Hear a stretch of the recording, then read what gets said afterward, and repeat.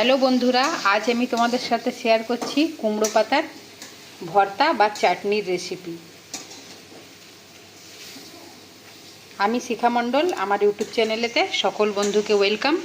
তো ভিডিওটা দেখো। প্রথমে এই যে ছোট ছোট আমি একদম ছোট ছোট কুমড়ো পাতা নিয়েছি, দেখতেই পাচ্ছ। এই কুমড়ো পাতাগুলোকে আমি খুব ভালোভাবে ধুয়ে পরিষ্কার করে আর ছোট ছোট করে কেটে নেব। প্রথমে ছোট ছোট কুমড়ো পাতার ভর্তা বা চাটনি কিন্তু খেতে খুব ভালো হয়। তো প্রথম থেকে নিয়ে শেষ পর্যন্ত দেখতে থাকো তোমরা রেসিপিটা কিভাবে আমি তৈরি করি। তো প্রথমে আমি এই পাতাগুলোকে সব এইভাবে সাজিয়ে নিচ্ছি, একের উপরে এক দিয়ে দিয়ে এইভাবে।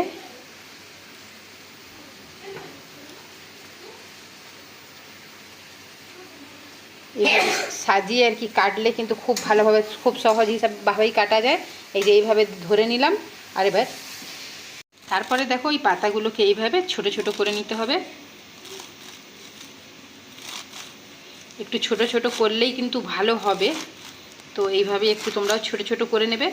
আর তারপরে ভালো করে একটু জল দিয়ে ধুয়ে নেবে, 2-3 বার জল দিয়ে। তো অফ ক্যামেরায় আমরা এই পাতাটাকে ভালো করে ধুয়ে নিয়ে আসছি। তো এখানে কুমড়ো পাতাটাকে আমি খুব ভালোভাবে ধুয়ে পরিষ্কার করে নিয়েছি, ছোট ছোট করে কেটে।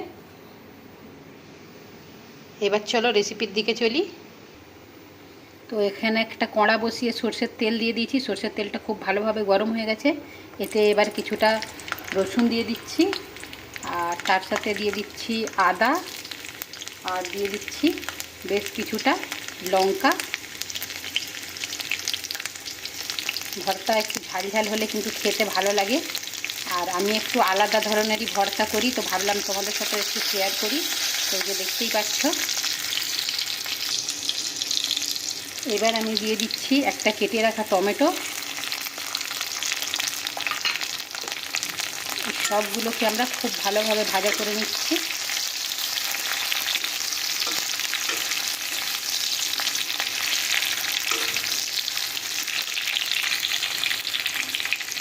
তো এখানে টমেটোটা খুব ভালোভাবে ভাজা হয়ে গেছে, আর আদা রসুন লঙ্কা সবই খুব ভালোভাবে ভাজা হয়ে গেছে। এবার এর সাথে আমরা দিয়ে দিচ্ছি বেশ কিছুটা কালো জিরে, আর কালো জিরেটাকেও অল্প ভাজা করে নিচ্ছি।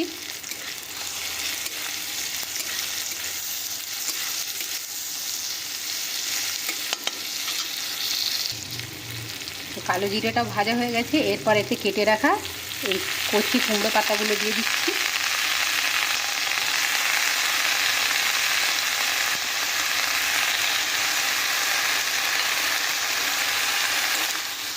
এবার এই কুমড়ো পাতাগুলোকেও আমরা খুব ভালোভাবে ভাজা করে নেব। কুমড়ো পাতাগুলোকে যত বেশি ভালো করে ভাজা করবে, কিন্তু এই কুমড়ো পাতার ভর্তা বা চাটনিটা খেতে কিন্তু ততই টেস্টি লাগবে। এতে আমরা আরও একটা জিনিস দেবো, যাতে ভর্তার রেসিপিটা একদম খুবই টেস্টি হবে।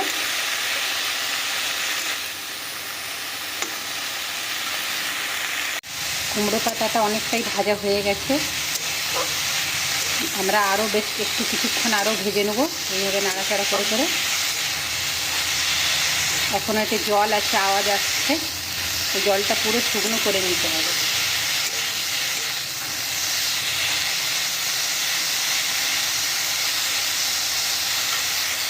কুমড়ো পাতাটা এখানে দেখতেই পাচ্ছ কি খুব ভালোভাবে ভাজা হয়ে গেছে, আর একদম জল নেই, পুরো শুকনো শুকনো হয়ে গেছে।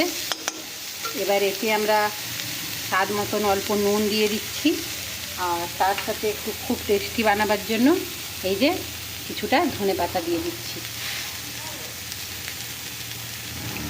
এইভাবে ভর্তাতে বা চাটনিতে ধনেপাতা দিলে কিন্তু খুবই টেস্টি হয় খেতে।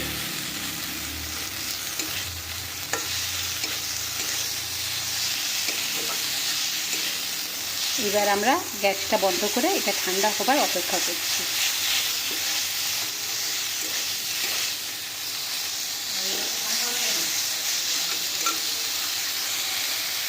তো কুমড়ো পাতাটা খুব ভালোভাবে ভাজা হয়ে গেছে, আর ভালোই বেশ ঠান্ডা হয়ে গেছে। এবার এইটাকে আমরা শিলপাটাতে বেটে নিচ্ছি। এখানে শিলেতে এগুলোকে দিয়ে আর খুব ভালোভাবে একটা পেস্ট তৈরি করে নেব। এটাকে তুমি চাটনিও বলতে পারো বা ভর্তাও বলতে পারো, কিন্তু খেতে খুবই দুর্দান্ত লাগে। এর দিয়ে এক থালা ভাত একদম খাওয়া হয়ে যাবে, ছোট বড় সবাই খাবে। আর এটাকে শিলে বাটলে কিন্তু এর টেস্টটা খুব ভালোই হয়। এই ভর্তাটাই কিন্তু শিলপাটায় খুবই তাড়াতাড়ি বাটা হয়ে যায়, বেশি সময় নেয় না, খুব তাড়াতাড়ি হয়। কিন্তু এইভাবে করলে কিন্তু খেতেও খুবই টেস্ট হয়। দেখতেই পাচ্ছ কি খুব তাড়াতাড়ি এটা পিসা হয়ে যাচ্ছে।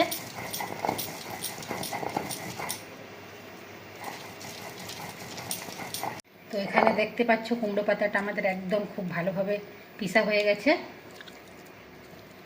এবার এটা আমরা তুলে নিচ্ছি। দেখো খুব মিহি করে একদম পেস্টটা হয়েছে।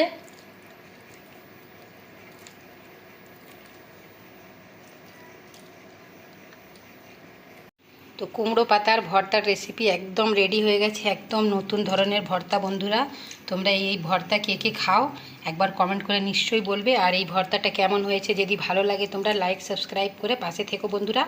এতক্ষণ পাশে থেকে ভিডিওটা দেখার জন্য সকল বন্ধুকে অনেক অনেক ধন্যবাদ। সবাই ভালো থেকো, সুস্থ থেকো, টাটা।